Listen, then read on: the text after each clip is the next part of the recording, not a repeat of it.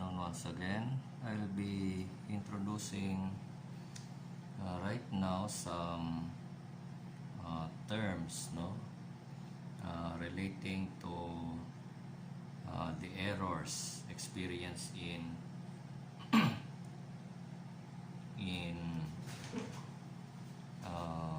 analyzing differential amplifiers. So these are the things that I've said in our previous video, which are more important than proceeding with the review of our previous topic, because as I've said that in detail we will be solving those cases, I just decided for you not to continue doing so. It's because we will go back to the graphical method of solving it, which is the load line analysis. So we just omit that and proceed with these new terms that are very useful in understanding differential amplifiers. So first one is the input bias current. So this is an error current caused by slight difference on transistor characteristics. So even of the same model transistors, they just can't have the very same currents.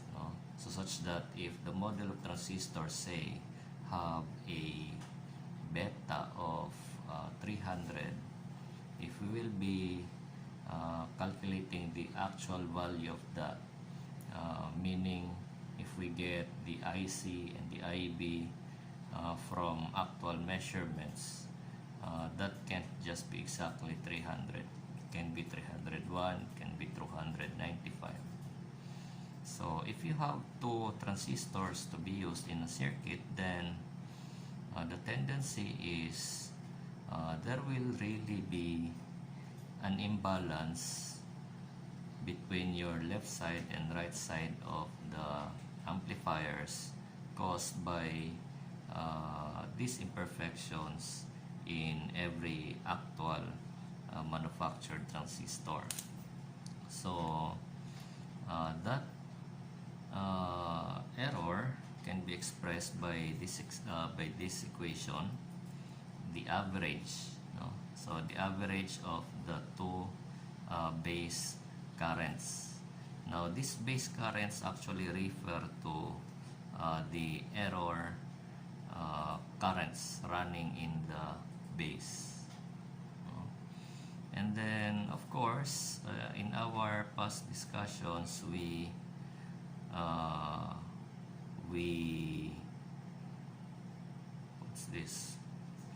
we equaled or we approximated our base currents to 0. Now of course that is on a design situation, but in the real situation that just can't be achieved. Although we will notice that our base current will be much less than our emitter or our collector current. So let's say if your emitter current is several milliamperes in magnitude, let's just say maybe 1 milliampere. So your base current can be as small as 1 microampere or even less than 1 microampere, say something like 50 nanoamperes. So therefore, if you'll be comparing your base and emitter currents, practically base current is equal to 0. But we will be concerned of the base current since your input is also not a a design level na it doesn't have impedance. So what I mean is, if you will be connecting your input voltage, that connection introduces some kilo ohms of resistance. So that kilo ohms of resistance multiplied by this microampere or nanoampere of base current may produce voltage that will be disturbing in some cases. Well, in basic applications, that can all be neglected, but if you will go to advanced design, let's say if you are to design ICs, IC,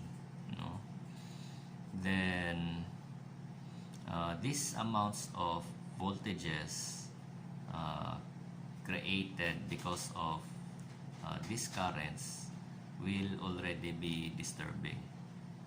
Okay, so that's one type of error expressed as input bias current.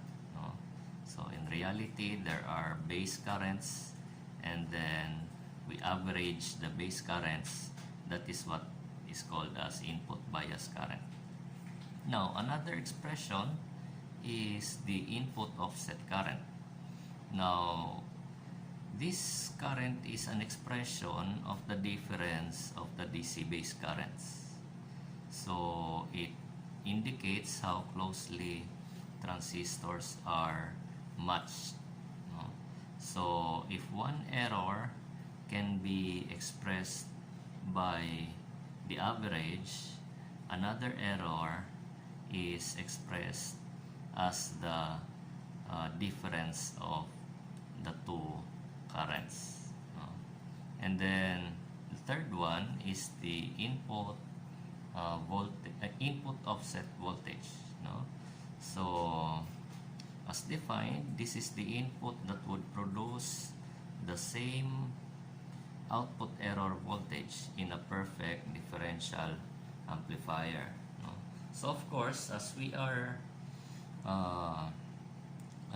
designing our differential amplifier, we are assuming a perfect situation. So we are thinking that the transistors don't have the differences, basically, or even the resistors that we include doesn't have differences.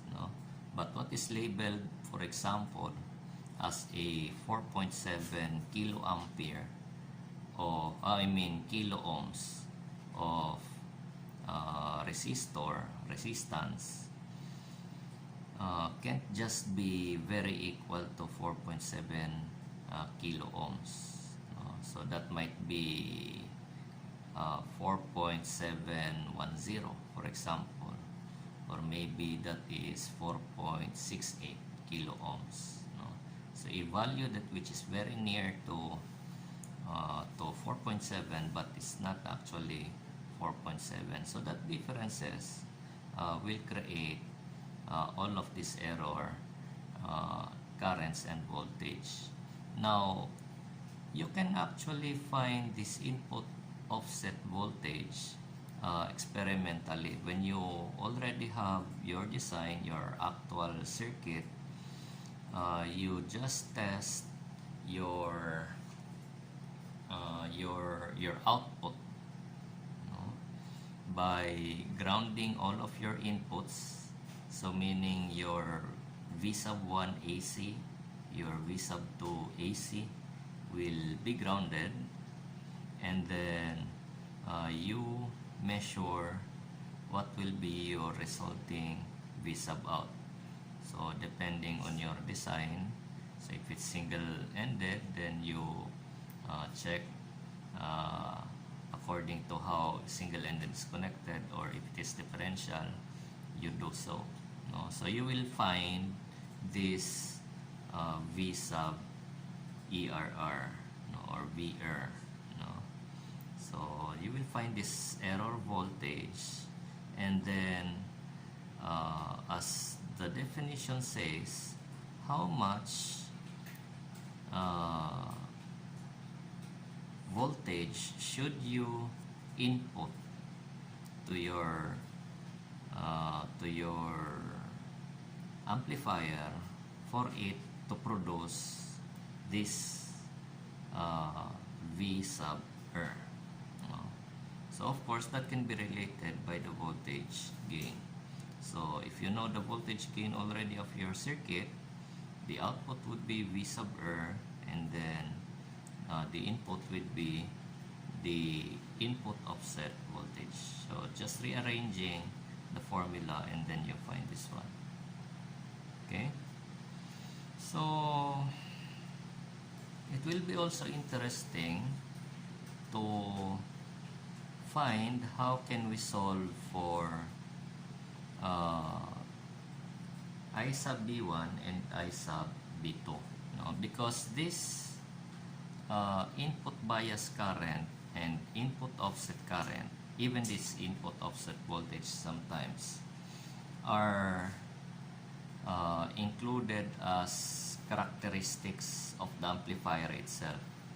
So that's when we, for example, buy an IC that has differential amplifiers in it, because there are IC designs na it's all made of differential amplifiers. What I mean is, in a single IC there may be some 4 differential amplifiers, or there can be even maybe 8. So if you buy that particular IC, you can find in its characteristics table that it has this is I sub in and bias and offset. So such that this is the normally given quantities if you use pre-made differential amplifiers. It will be interesting what will be the corresponding base currents with this given. So if we rewrite these two equations, so for the input bias current, I just cross multiply the two, and for the offset current, this will be the resulting equations. So if we add these two equations, of course this I sub B2 will be eliminated, and then you can solve for I sub B1. So I sub B1 will be equal to the input bias current plus 1/2 of input offset current. And then this same two equations, if you minus it, 1 minus 2 for example, you can have this resulting equation, because I sub B1 will be eliminated, of course. So rearranging, you will have I sub B2 is equal to input bias current minus 1/2 of the input offset current. Okay? And then, so therefore, if the three quantities I was discussing are all expressions of error, then it is interesting also to express this as a single error expression, or a single error quantity. So we just call it total error. So there must be one error because of B1, and then there must be another error because of B2, and then there must be the input offset voltage. So it's much like I expressed input bias current and input offset current in terms of base currents for transistor 1 and transistor 2. So why did I do that? No, because of course relating this voltage running through B1 error voltage that we can measure sa base of transistor 1 can be easily relatable with using Ohm's law. So to clarify that, we proceed with the next part of our derivation. So we have already derived an equation for I sub B1. So we multiply it with the resistor attached sa base of the first transistor, and then this is the second derivation for I sub B2, and then we also multiply it by the resistor attached to the base of transistor 2, and then this is the offset voltage. So just rewriting this such that we will have the error caused by input bias current. So we collect all terms with input bias current. This will be the result. So that as the first part, and then this as the second part. Anyway, this would be the second part caused by the offset, that one, and then this one caused by the offset, and then this finally will be our error offset voltage. But I think we're having trouble in here.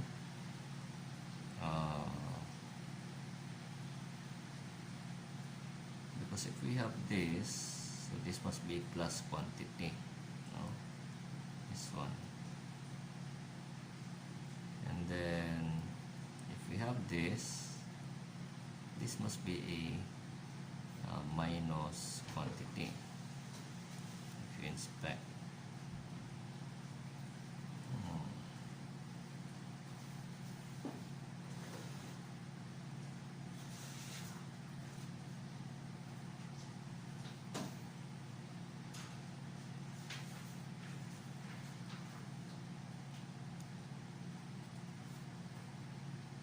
I think I've done a little mistake here.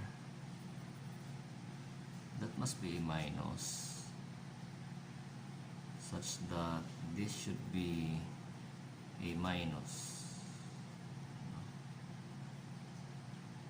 And then if we again recall, we will have I sub in bias times RB1, that's it, and then minus I sub in bias times RB2. So that must be the second quantity. No? And then for the input offset, we will have plus input offset times RB1. So that's it. And then we will have a plus input offset RB2. So this becomes a plus. Now, why did I change this to a minus sign? Now, recall that this is, or our circuit is actually a differential amplifier circuit. So, which means that our inputs are also calculated as the difference. Now, if we recall, our table showed in a previous video, we even call our inputs, our AC inputs, differential if we have both V sub 1 and V sub 2. So similarly, in our DC components, that must also be differential. So similarly as V sub 1 AC minus V sub 2 AC, it must also be V sub B1 error minus V sub B2 error. Okay, so I think that clarifies the issue. So this is now our derived quantity for the total V sub error. Now, so how to use all of these quantities? It's quite simple. For most of the cases, you will be given an input bias current, an input offset current, maybe an input offset voltage also, and then you'll just have to solve for I sub B1 and I sub B2, and maybe the error resulting voltage because of the input offset voltage, or maybe the other way around. You might be given I sub B1, you might be given I sub B2, and then you might be given also the corresponding error voltage that will represent the input offset voltage, or that is related to the input offset voltage. So it's pretty simple. Now there are cases wherein there are these quantities already known, and then the three error expressions are already known, and you will be asked to recalculate it if the circuit is revised. So because one technique to reduce this is to say balance the left side and the right side of your differential amplifier, such that there are times that you will be asked to recalculate this if a resistor is added to either side of the equation. So that's very common also. Although basically, if you're just familiar with these formulas and know how to derive this one, so just don't forget the trick, this minus here. I think that would be enough for you to do the analysis. So that would be it for now. I will be giving additional announcements as to what will happen by Wednesday. Thank you.